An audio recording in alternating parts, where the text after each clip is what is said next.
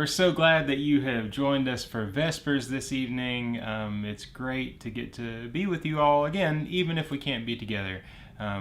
What a joy it is to get to see you all in the chat, to get to talk with you again this evening. So we're going to begin like we always do, lighting this candle and celebrating the presence of Christ in us, among us, and beyond us. And also this evening, remembering all of those in our community of faith who are suffering and all those in our larger community who are suffering as well, as we remind each other that we're not alone.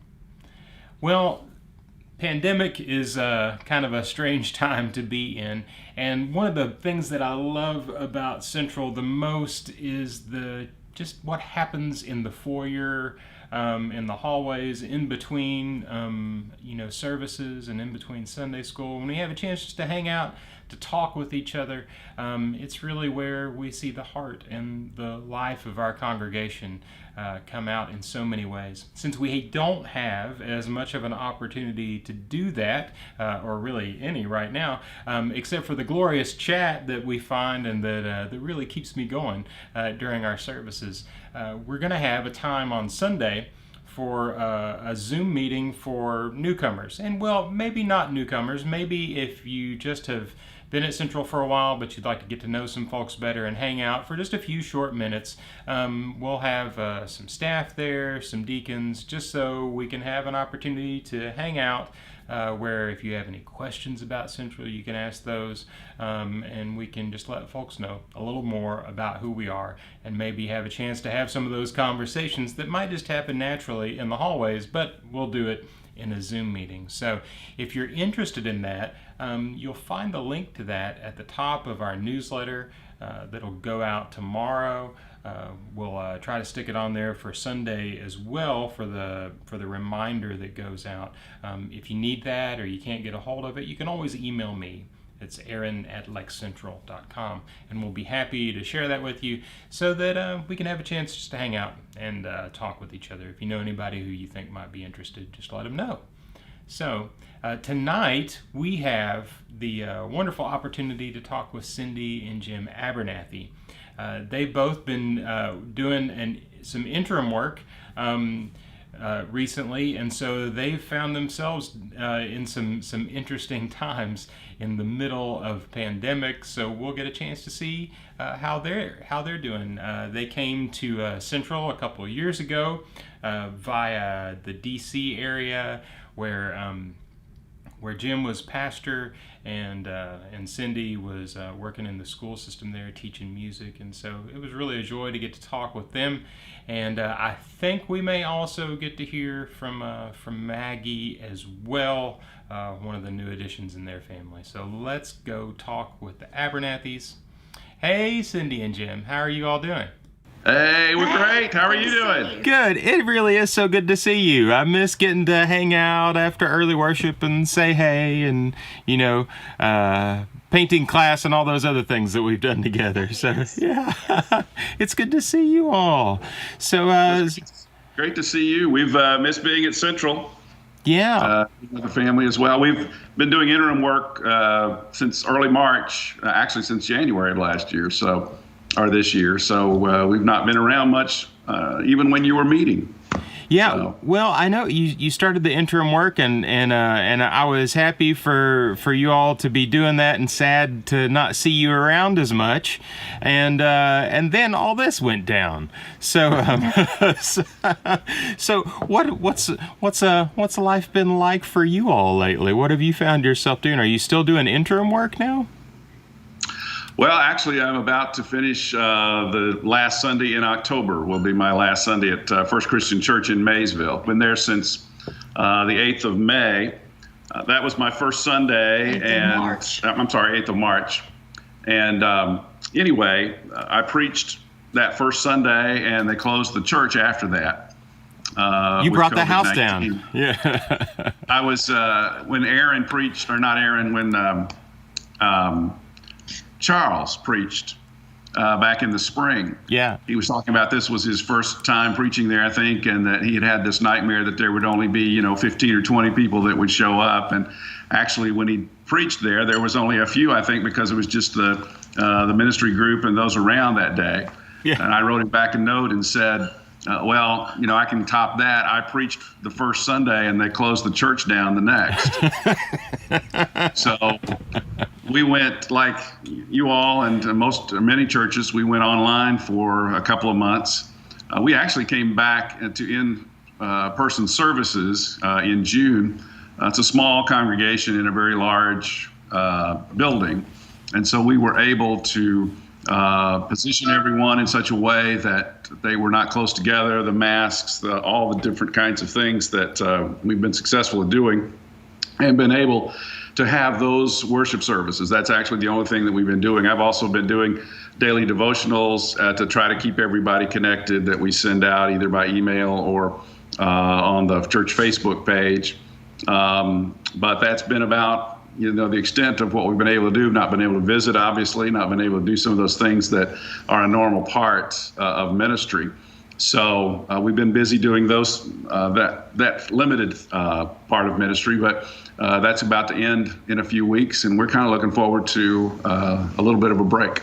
Yeah, it's been fun in a way for me because they have a wonderful pipe organ that has just sat there for years and years. And so I had really intended not to go much to Maysville with him because I really like the connection with our Sunday school class.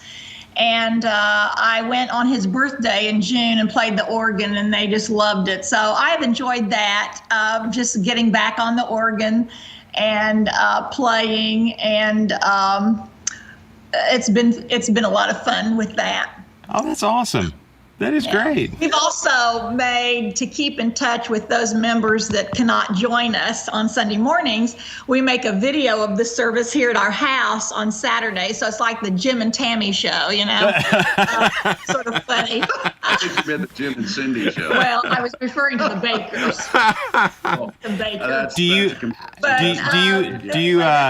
you all do the makeup and the hair for that? Is that what happens for that? That's a 3-hour process. Yeah.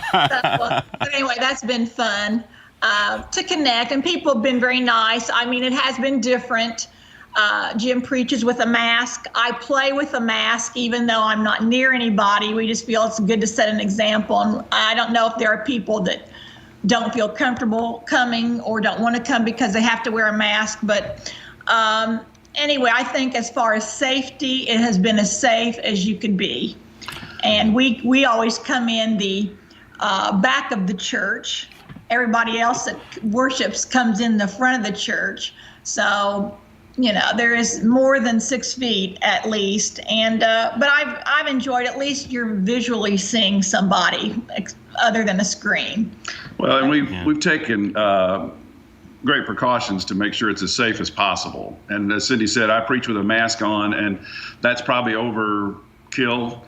But I've tried to show them an example of what we need to do to be safe and to take this seriously.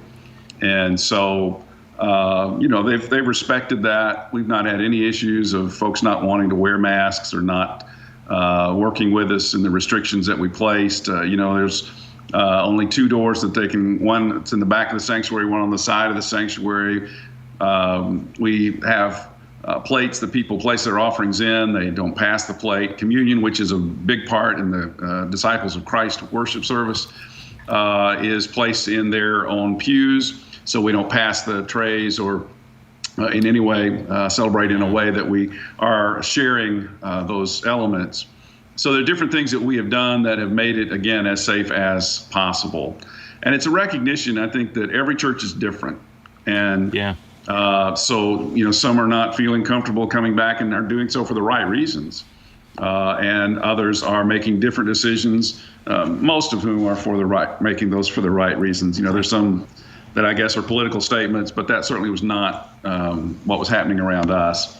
But in any event, we have been grateful for that opportunity to participate there, and it gets us out of the house. Yeah. So we've enjoyed that. Had a wedding there this past weekend, And so we were traveling the road to Maysville back and forth 4 days in a row. And so that was kind of a busy time, but it's a beautiful time to drive. Lots of colors and all kinds of different things. And Cindy hasn't gotten a speeding ticket yet. So we consider ourselves pretty lucky. That's pretty good. We'll talk about your speeding tickets a little later on. We'll compare notes. Believe me, he has more than I do. But there's grace here. There's grace.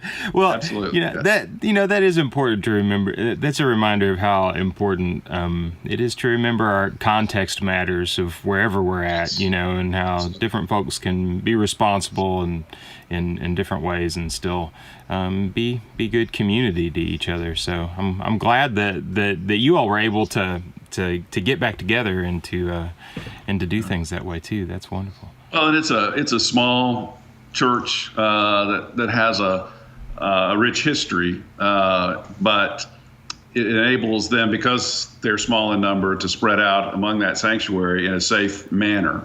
Yeah. Every church can't do that unless you're going to have multiple services. And I think, at Central, you'd have to have probably all-day services to be able to get everybody in a safe manner. Yeah. Anyway, it's like I say, it's unique to every congregation. Yeah. Pews are marked, and they have masks available at the back if someone happens to forget. There's hand sanitizer everywhere.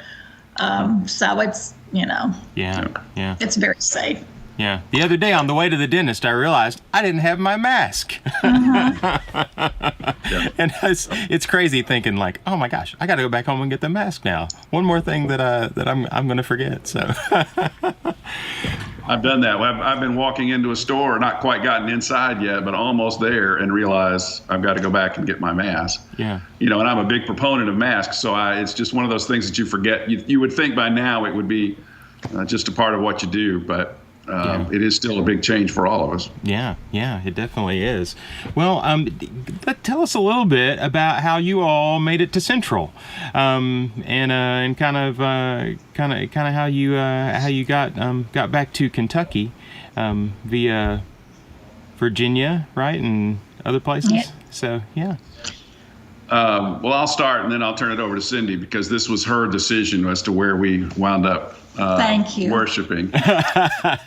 We retired in 2017 from Westwood Baptist Church in Springfield, Virginia, which was just outside of D.C. We were about 10 miles outside of town. We'd been there about 17 years. And so it was a great experience there. We had a wonderful time. Our son Clayton graduated from high school there and then came to the University of Kentucky to do his undergraduate work, graduated in 2016.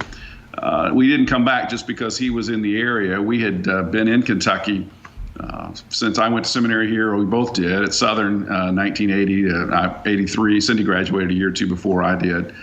And then we pastored or worked on church staffs here from 1983 until 2001, and then went to the D.C. area.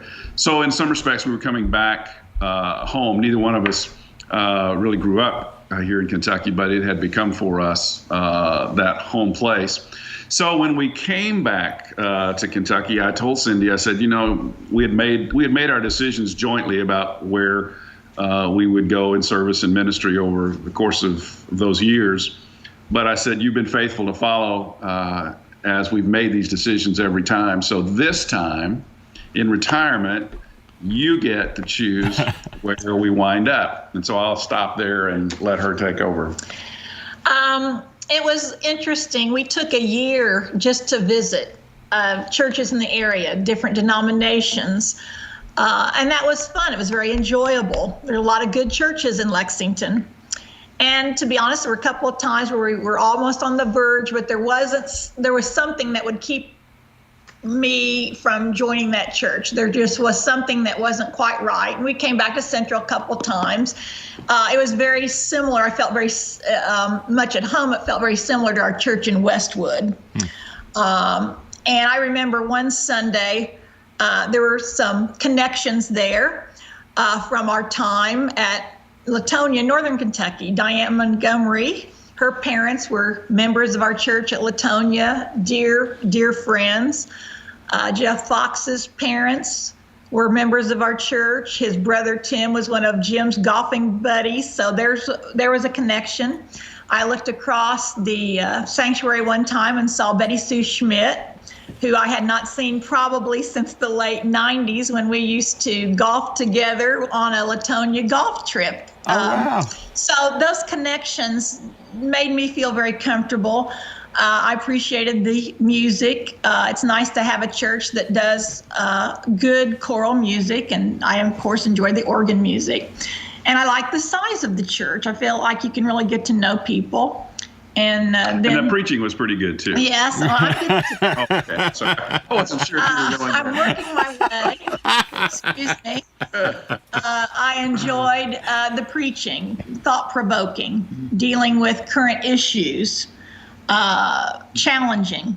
Those are important to me in this day and age. Made me think, makes us all think. And so anyway, it was nice. And you all are such a great staff to work, that you work well together, you complement each other. And we enjoyed going to the early service, too. That was a very intimate group, so that was fun. Made some a little group of friends there. So anyway, that's how we ended up at Central, and we enjoy it. And like I say, we're like everybody else. We miss those in-person meetings, but with the technology that you all do, and especially you, Aaron, being in the forefront of that, keeping us all connected, it's really nice. Really appreciate all your work with that. Oh, well, thank you, and I'll send that check out in a little bit. Make it out to her. Yeah, Okay. Well, we're so glad that you all ended up at Central, and I didn't know you all had quite so. I knew there were connections, but I didn't know you all had quite so many connections that had shown up over your time there as well. That's awesome. That's wonderful. So, well, Jim, we talked a little bit about what you've done in your career path. Cindy, tell us a little bit about you. I know you've been, serving at churches too with Jim, but tell us a little bit about your career journey along the way. Well, as far as career, I was a music educator for 32 years. I started out 3 years as a high school vocal choral director in Indiana. And that was fun. After I did that, I went to seminary at Southern for 2 years. Jim and I met in Dr. Paige Kelly's Old Testament class, but really didn't know each other until we were on staff together at First Baptist Scottsburg, where he was minister of music and I was the organist. So that's how we met. And after we married, he served a church in Milton, Kentucky. And then we went to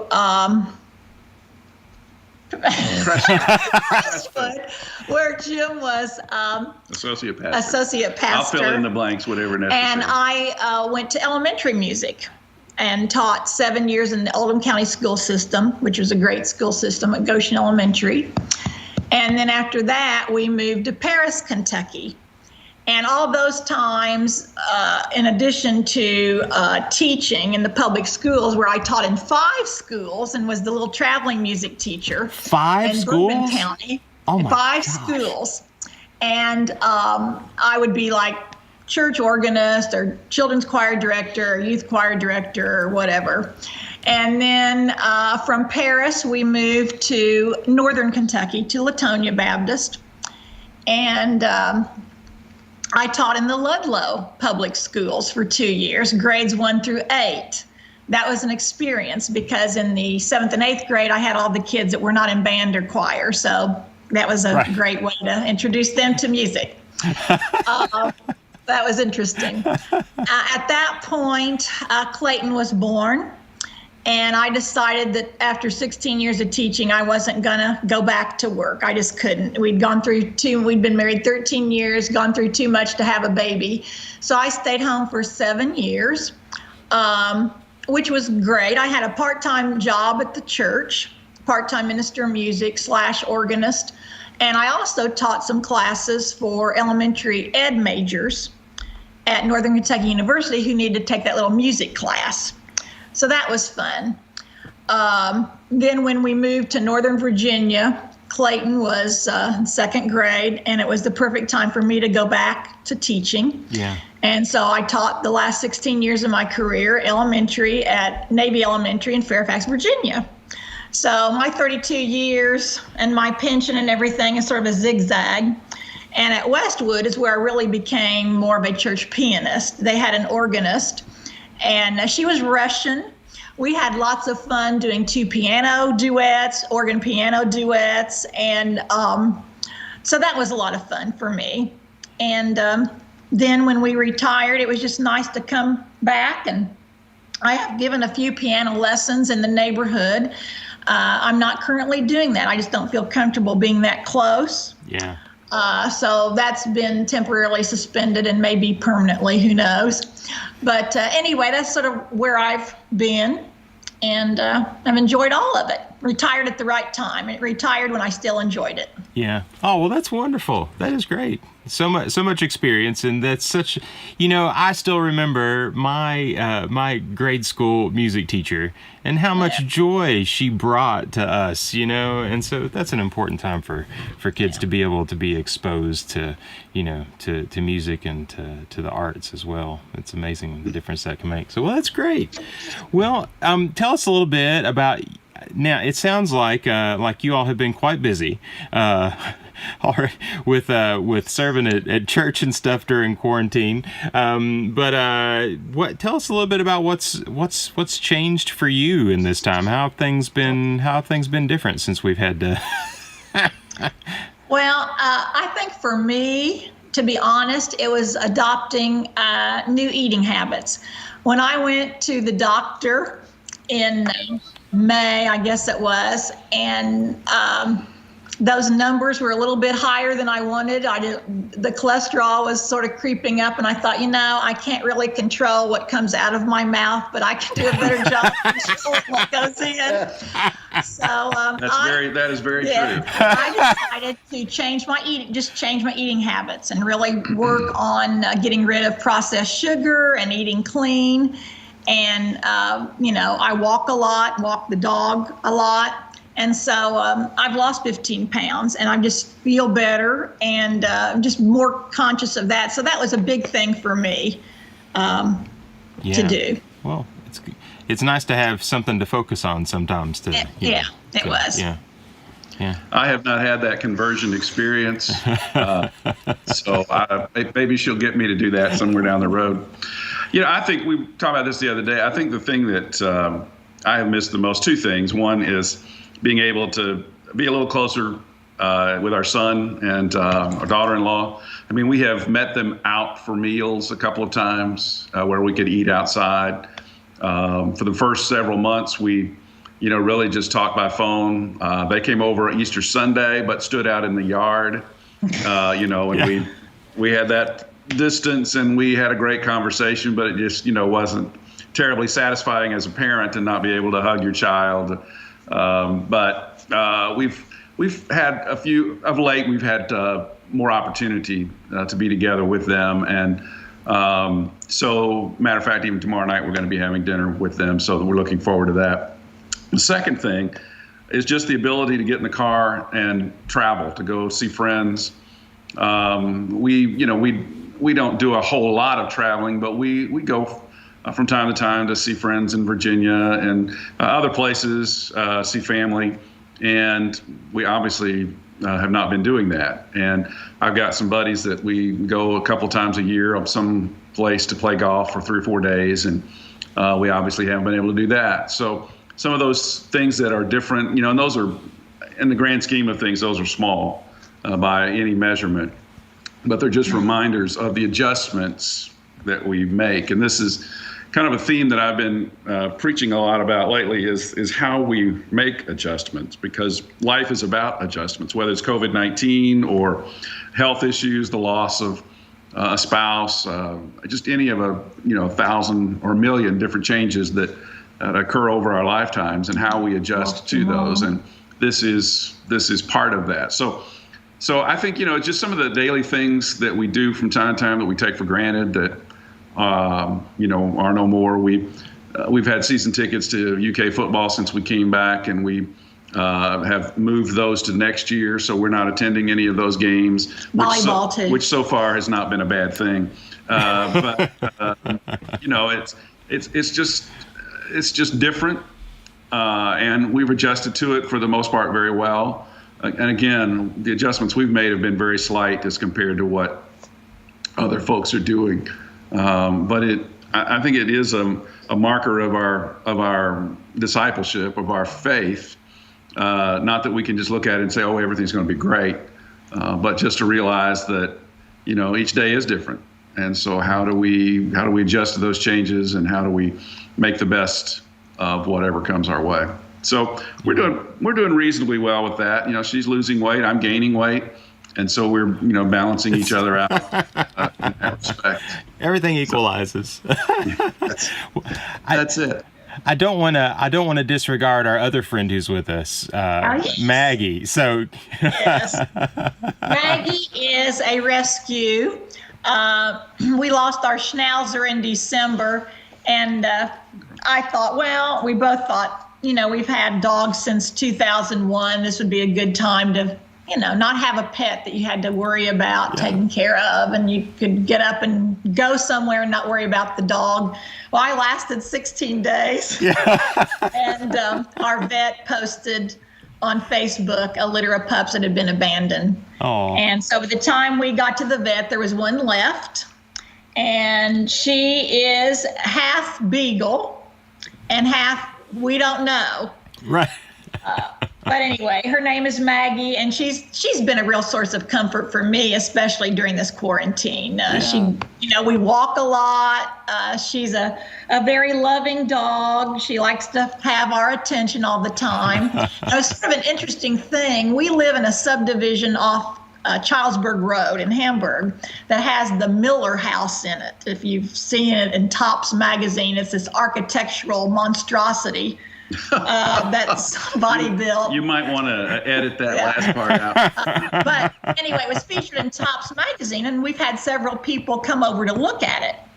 Well, Jim took the dog outside, and he came back and he said, "You have got to come out here and meet this dog." And to make a long story short, it was her brother from that rescue litter that this other couple had. No. They looked exactly alike, except she's a little smaller. So she met her brother, and so that was sort of a neat thing. That's awesome. But yeah, this is Maggie. She's our little darling most of the time. Yeah.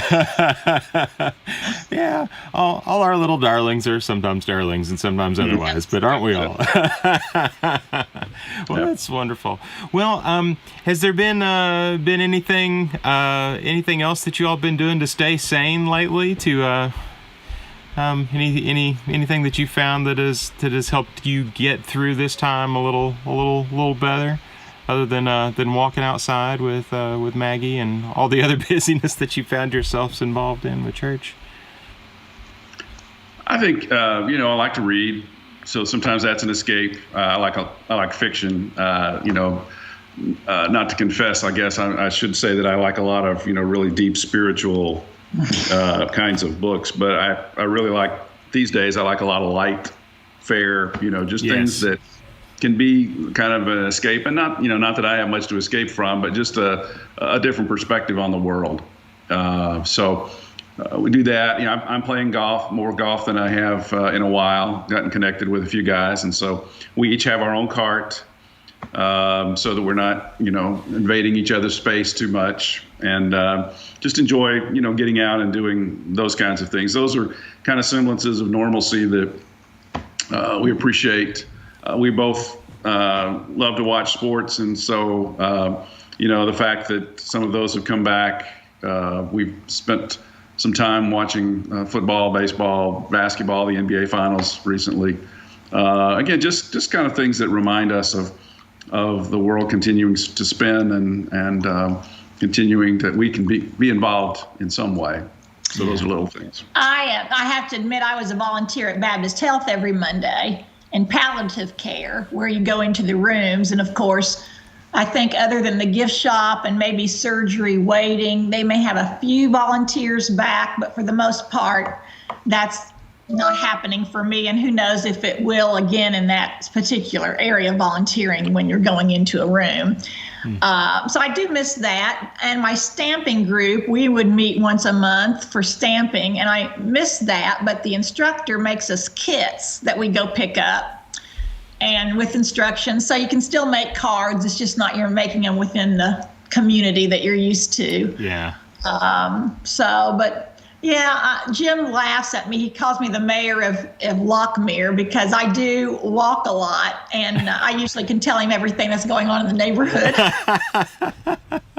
Yeah, we had a gentleman move in several months ago, and he was talking to his neighbor about the neighborhood, and she gave him a few ideas about things that happened, but then she finally stopped and said, well, you need to find Cindy Abernathy because she's the one who knows everything that's going on in the community.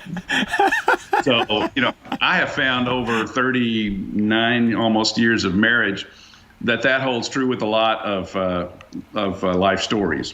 So, I would volunteer her now if there's anybody that needs to know anything about Hamburg or this area of Lexington or just life in general. Cindy is a ready resource to be able to tell you those good things. And I mean that, I'm laughing about that, but she is someone who always welcomes others. She's someone who's has a gift of hospitality, I think, and so that welcome makes others feel at ease. And so she does. She'll come home and tell me about so-and-so, and or she'll say, she always starts with, she'll call out their names, and I'll play along for a while, and then it becomes obvious that I don't know who they are. And she'll get frustrated because she knows, I think, almost everybody in the neighborhood. So maybe I'll learn their names before too long, but, but she's out and about in that way. That's right.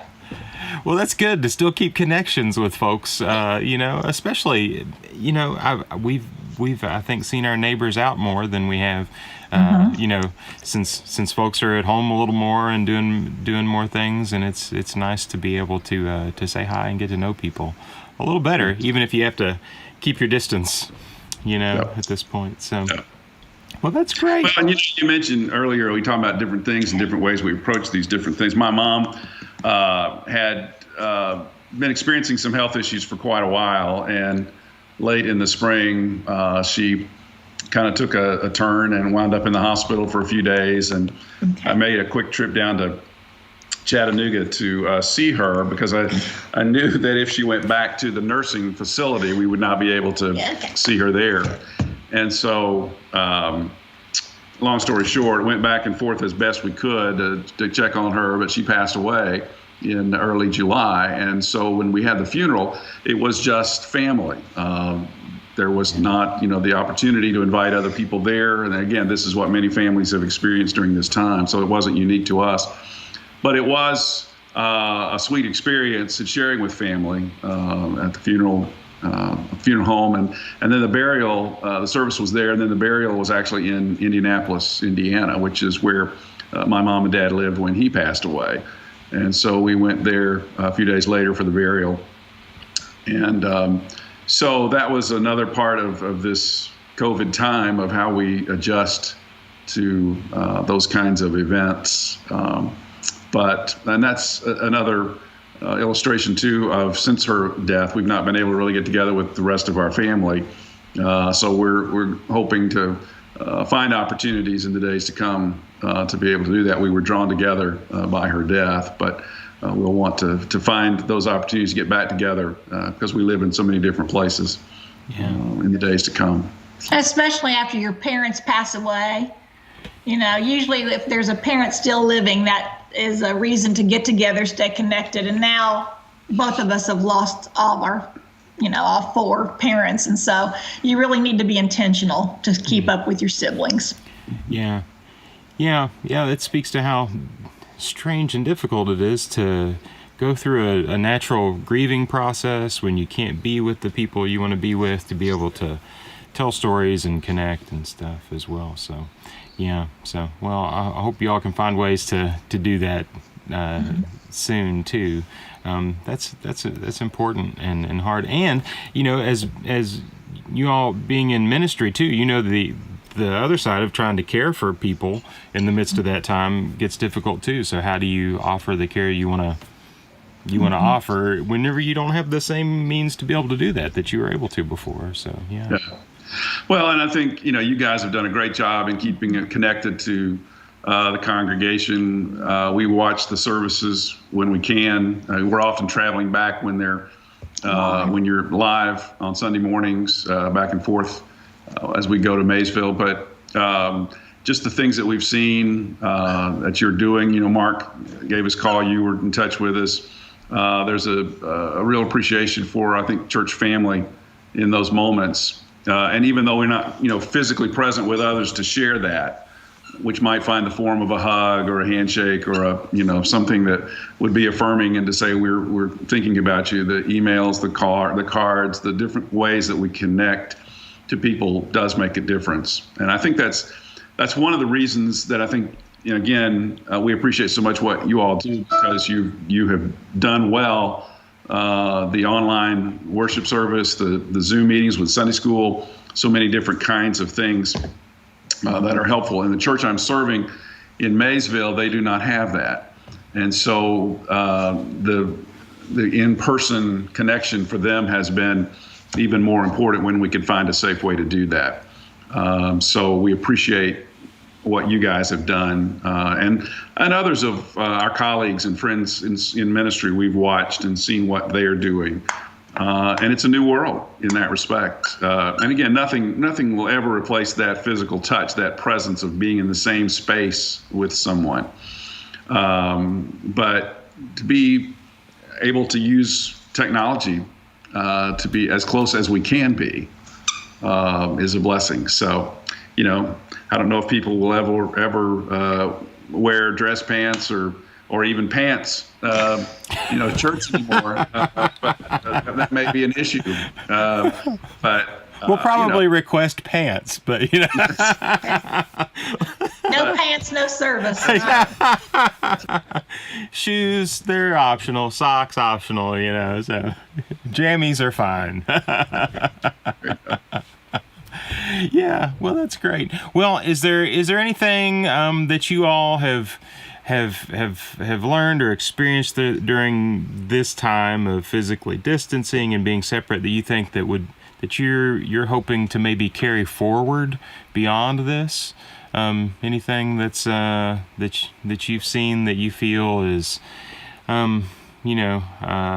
been maybe a bright spot in the midst of this that you think is something that you want to? I think for me, when we are able to come back in person and resume some sense of normalcy, whatever that may be, I think you'll really have a greater appreciation for it. Sometimes we've taken for granted the ability to meet and get together and drop in on people. And when that's taken away from you, for good reason, obviously, but you miss it. And I think I'll have a greater appreciation for community. Yeah. In the close community again. I look forward to being back with Sunday school, seeing people in person. I look forward to having worship in person, making music in person. Yeah. Those kind of things. So that's what I'm looking forward to. Yeah. And I think the opposite may be true too, not about not being with people, but the idea of things that we thought we had to have, or experiences that, were just common to our everyday walk that we just took for granted. That now we realize, well, maybe we don't need to do as many of those kinds of things. And I'm not talking necessarily about church work. I'm talking about just life in general. We've eaten more at home, obviously. Good cooking. Cindy dusted off the oven, and we got started, cooking at home again, more so than we had in the past. I mean, that was one of the things in retirement that we were enjoying, was just kind of getting out and seeing Lexington, going to different places. Eating our way through Lexington. So some things that had just become a part of your routine that you recognize you don't necessarily need to go back to those things. Relationship building, those things, yes. But some of the other stuff, Now, one of the things that I probably need to do less of is look at my phone. I think, sometimes keeping up right now with all that's going on politically, all that's going on in the world around us, I pay more attention to that than I probably did before. So that's something I'll need to do less of, I'm sure. But, I think if you really take time to step back and kind of evaluate who you are in the midst of all of this, it kind of gives you an appreciation for where you've been, where you are, where you want to go. And so I think when the doors do finally open, that we can go back to some of our normalcy, whatever. Again, as Cindy said, whatever that might be. We may be surprised at what we don't go back to, or at what we embrace in a new way that we didn't before. Yeah, that's a good point. I feel like there's been, I don't know, some modicum of clarity that has kind of naturally come along with this time too, as we haven't been able to do things. So I hope we can have some of that same clarity too, to say, oh, well, all those little things that we thought had to be done, maybe they don't need to be done, and maybe we can spend more time really focusing on the relationships and not worrying so much about some of those other ancillary things that hopefully have maybe lost some of their power over us. We'll see, I tell you, if I could stop looking at my phone for all that's going on in 2020, that would be nice, but Amen. Maybe in a little bit, maybe things will get a little more. Anyway, so yeah, we'll pray. Fervently. Yes. Well, I appreciate you all so much taking time out to hang out and to share what's been going on. Thank you all so much for doing this. It's such a joy to get to see you all again and get to talk with you. So, and you too. And you're wearing that Cincinnati Reds hat. I should have worn my Washington Nationals. Yeah, if I'd have known. I know. They could. Well, they broke my heart. Oh, they broke my heart this year. So, but they got in the playoffs. That was good. We got to the postseason, and so so. Did I mention that the Nationals won the World Series last year? Maybe you brought that up before. Hey, we weren't even thinking about that. It was just like, we got in. Well, you bring out the best in me here, and that's all.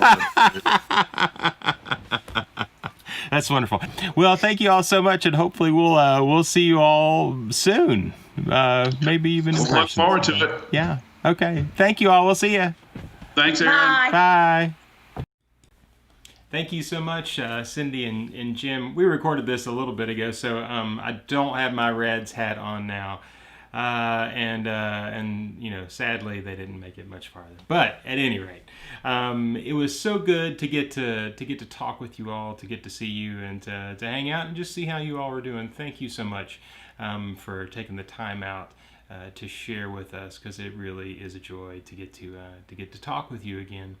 And it really is a joy to get to be with you all in this beautiful congregation that continues to give me hope, to give me peace, even in the midst of all the things that we see ourselves going through with the struggles that are all around us, being reminded again of the family of faith that I feel so blessed to be a part of. It gives me hope and gives me strength. So thank you for continuing to be this beautiful family of grace.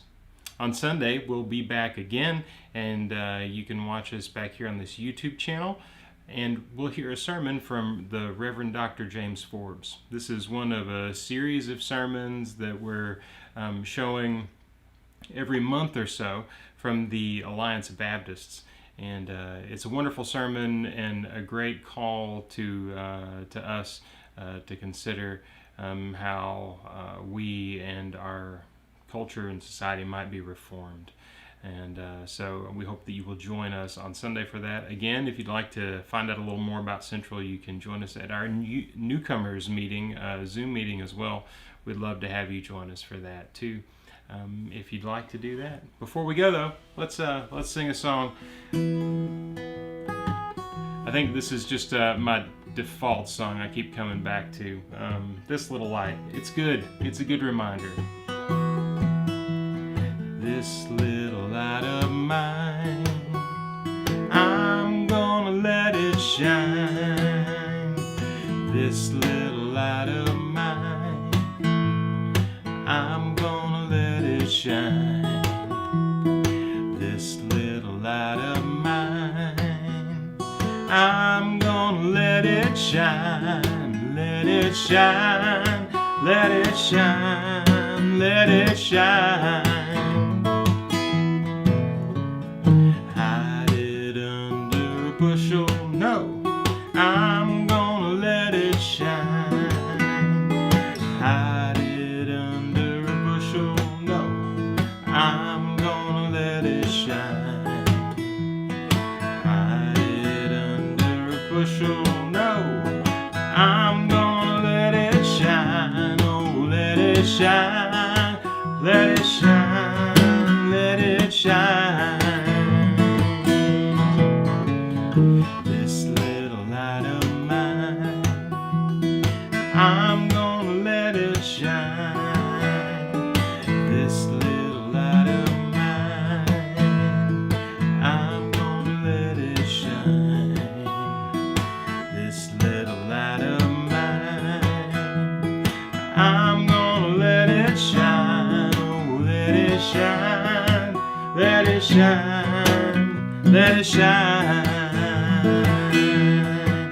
Let it shine, let it shine, let it shine. Amen. Thanks again so much for being here with us, and we will see you again on Sunday. For now, go in peace.